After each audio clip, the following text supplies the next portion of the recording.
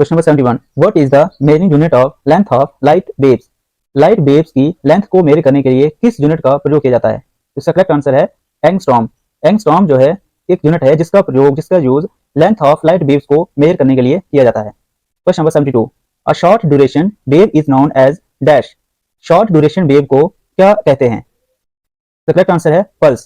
Short duration wave जो है उसे हम पल्स के नाम से प्रभावित करते हैं। Question number 73, when did Albert Einstein propose that matter can be converted into energy. तो करेक्ट आंसर है 1905। 1905 ईस्वी में अल्बर्ट आइंस्टाइन जो कि एक विख्यात साइंटिस्ट हैं, साइंसदान हैं, उन्होंने इस चीज का अवहेलना की, इस चीज का आविष्कार किया कि द मैटर जो है can be converted into energy. तो मैटर को हम बड़ी ही आसानी से एनर्जी में कन्वर्ट कर सकते हैं, परिवर्तित कर सकते हैं, बदल सकते हैं। Question number 74, what is the SI unit of luminous intensity. Luminous intensity का एसआई यूनिट क्या है? यानी कि ल्यूमिनस इंटेंसिटी जो है किसी भी चीज की ल्यूमिनस बॉडी की इंटेंसिटी को मेजर करने के लिए किस स्टैंडर्ड इंटरनेशनल यूनिट को प्रयोग में लाया जाता है? तो इसका करेक्ट आंसर है कैंडेला। कैंडेला का एसआई यूनिट है ल्यूमिनस इंटेंसिटी का। कैंडेला जो है उसी यूनिट से ल्यूमिनस इंटेंसिटी को मेजर किया जाता है। Question number 75, what is the unit of magnetic flux. Magnetic flux का यूनिट क्या है? यानी कि मैग्नेटिक फ्लक्स को किस में मेजर किया जाता है, मापा जाता है? मैग्नेटिक फ्लक्स को मापने के लिए सबसे बेस्ट यूनिट है मैक्सवेल। मैक्सवेल जो है मैग्नेटिक फ्लक्स के मेजरमेंट का यूनिट है। Question number 76, what is the unit of specific resistance. Specific resistance का यूनिट क्या है? उसका है ओम्स मीटर। ओम्स लॉ जो है उसी में स्पेसिफिक रेजिस्टेंस आर के ऊपर डिफाइन किया गया है। ओम्स लॉ में रेजिस्टेंस आर जो है और रेजिस्टेंस को किस तरह से करंट को क्या किया जाता है वह पूरा का पूरा वितरण दिया जाता है, इसलिए ओम्स मीटर जो है वही बेस्ट यूनिट है और बेसिक यूनिट है, स्टैंडर्ड इंटरनेशनल यूनिट है स्पेसिफिक रेजिस्टेंस का। Question number 77, the wavelength of visible spectrum ranges from dash. Wavelength जो है वो विजिबल स्पेक्ट्रम की रेंजेस कितने से कितने मीटर्स तक या नैनोमीटर्स तक रहती है? करेक्ट आंसर है 390 टू 700 नैनोमीटर्स जो है वह वेवलेंथ है स्पेक्ट्रम की। Question number 78, a washing machine works on the principle of dash. Washing machine जो है वह किस प्रिंसिपल के आधार पर, किस नियम पर कार्य करती है? यानी कि वॉशिंग मशीन जो है वह वर्क्स करती है प्रिंसिपल ऑफ डैश किस पे?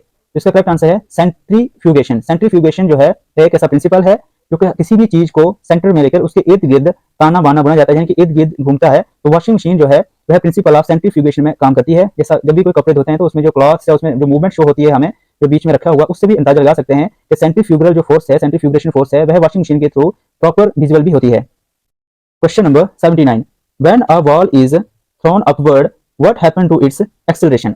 When a ball is thrown upward what happen to its acceleration. जब किसी बॉल को ऊपर की तरफ उछाला जाता है तो उसकी जो स्पीड होती है ऊपर जाने की, जो एक्सेलरेशन, जिस स्पीड से वो पहले उछाला गया था और ऊपर की तरफ जा रहा था, उसकी स्पीड को एक समय आने के बाद क्या हो जाता है? क्या उसकी स्पीड और ज्यादा इंक्रीज हो जाती है या क्या उसकी स्पीड कम हो जाएगी?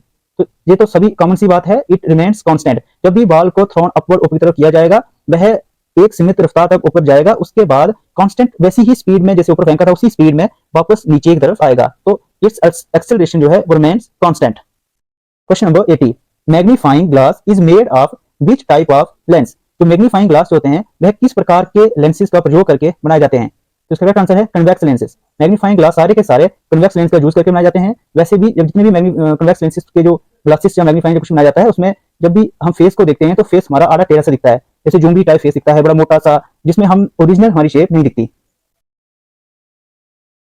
Question number 81, what colour will a red glass appear if it is heated in dark room. Red colour का जो ग्लास है वह किस कलर में परिवर्तित हो जाएगा और कैसा दिखेगा अगर उन्हें हम किसी डार्क रूम में लेकर हीट अप करेंगे? यानी कि रेड कलर का जो ग्लास है वह हीट करने के बाद हमें अगर रेड डार्क रूम में है तो वह कैसा दिखेगा? तो इसका करेक्ट आंसर है ग्रीन। अगर किसी भी रेड ग्लास को और ज्यादा हीट अप करेंगे और डार्क रूम में देखेंगे चारों तरफ अंधेरा होगा तो वह कलर जो है ग्रीन शो करेगा। ये डिफ्यूजन की वजह से होता है और साथ में जो डिस्पर्स कलर्स हैं सारे के सारे उसमें स्कैटर हो गए होते हैं, तो जो हीट की वजह से इसका कलर ग्रीन दिखेगा और जैसे ही लाइट अगर ऑन करते हैं तो फिर वैसा का वैसा ही कलर रहेगा। अगर रेड है तो रेड ही रहेगा उसका। Question number 82, what happens to the surface tension of the water when a detergent is added to it. किसी भी सरफेस टेंशन जो है वाटर पे क्या होगा अगर उस पे हम डिटर्जेंट को ऐड कर देते हैं तो?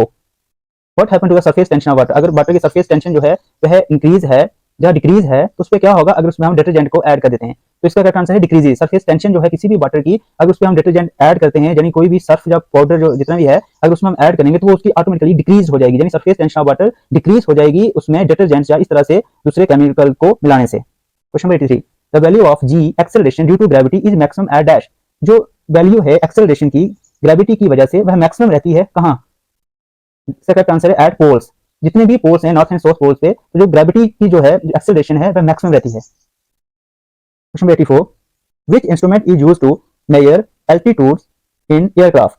एयरक्राफ्ट में एल्टीट्यूड्स को मेजर करने के लिए किस इंस्ट्रूमेंट का, किस वस्तु का प्रयोग होता है? करेक्ट आंसर है एल्टीमीटर। एल्टीमीटर एक इंस्ट्रूमेंट है जिसका यूज एल्टीट्यूड को एयरक्राफ्ट के मेजर करने के लिए किया जाता है। Question number 85, which instrument is used to measure altitude aircraft? तो है altimeter. Which instrument is used to measure change in volume of substances? किस इंस्ट्रूमेंट का यूज हम वॉल्यूम ऑफ सब्सटेंसेस को मेजर करने के लिए करते हैं? इसका करेक्ट आंसर है डेल्टोमीटर। डेल्टोमीटर का प्रयोग हम वॉल्यूम ऑफ सब्सटेंसेस को करने के लिए करते हैं। Question number 86, which instrument is used to measure depth of ocean? Depth of ocean को मेजर करने के लिए हम डेप्थोमीटर का यूज करते हैं। Question number 87, the power of electric circuit is measured with a dash?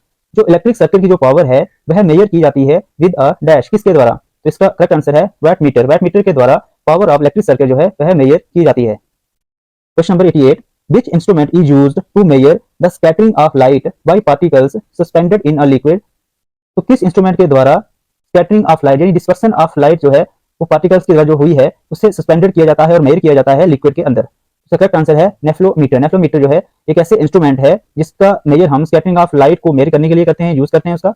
और जो स्कैटरिंग ऑफ लाइट खासकर स्पेसिफिकली अगर पार्टिकल सस्पेंशन की वजह से हुई हो लिक्विड में तो। Question number 89, which is more elastic steel और रबर?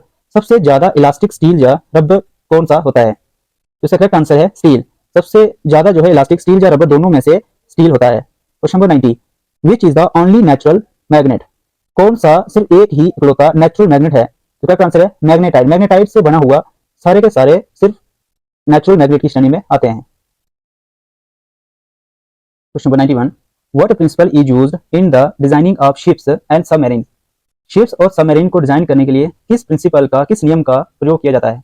तो जितने भी जो शिप्स, जहाज, समुद्री जहाज, सबमरीन्स जितनी भी हैं उनको जो डिजाइन किया जाता है वह आर्किमिडीज प्रिंसिपल के द्वारा ही किया जाता है। Question number 92, nuclear fissions are initiated by dash?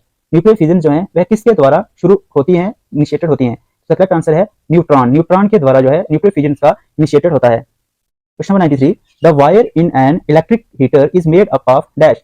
तो जितनी भी जो वायर्स होती हैं, जो तारें होती हैं खासकर इलेक्ट्रिक हीटर के अंदर, वह किस वस्तु से बनी होती हैं, किस धातु से बनी होती हैं? तो इसका करेक्ट आंसर है निक्रोम। निक्रोम एक धातु है जिससे सारी की सारी जो वायर्स होती हैं खासकर जो इलेक्ट्रिक हीटर के बीच यूज होती हैं वह बनाई जाती हैं। Question number 94, during sonography which types of waves are used? Sonography के समय किस तरह की वेव्स जो है वह यूज की जाती हैं? तो इसका करेक्ट आंसर है अल्ट्रासोनिक वेव्स। अल्ट्रासोनिक वेव्स का यूज हम मैक्सिमम सोनोग्राफी के समय करते हैं। Question number 95, diode bulb was discovered by dash?